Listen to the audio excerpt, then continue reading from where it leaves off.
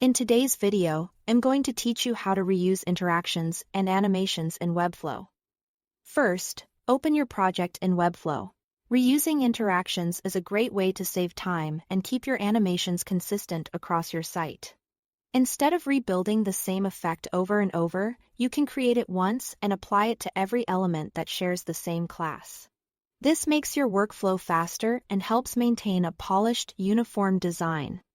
To begin, select the element you want to animate. Then open the Interactions panel here. Add a trigger such as mouse hover.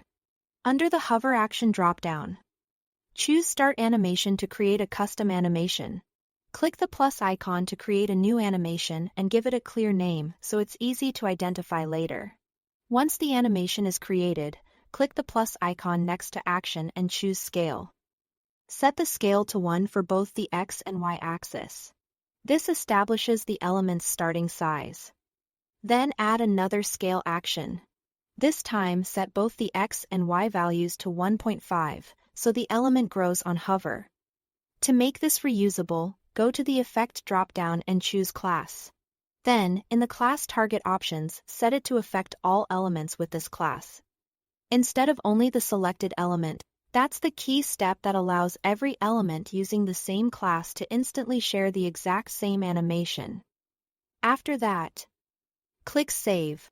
Next, set up the Hover Out animation.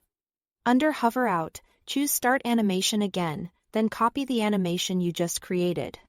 Open that copied animation by double-clicking it inside. Delete the adjustable scale action so the element returns cleanly to its original state. Then save it. At this point, the animation will be connected to all elements that use that class. Click Preview to test it and see how the animation behaves. This is a helpful moment to make sure the scale feels smooth and looks right before applying it more broadly. Now copy the class name you just used. Select another element that you want to reuse the interaction on. In the Style panel, under the Style selector, paste in that same class name. When you preview again, both elements should animate the same way because they now share the same class and the same interaction settings.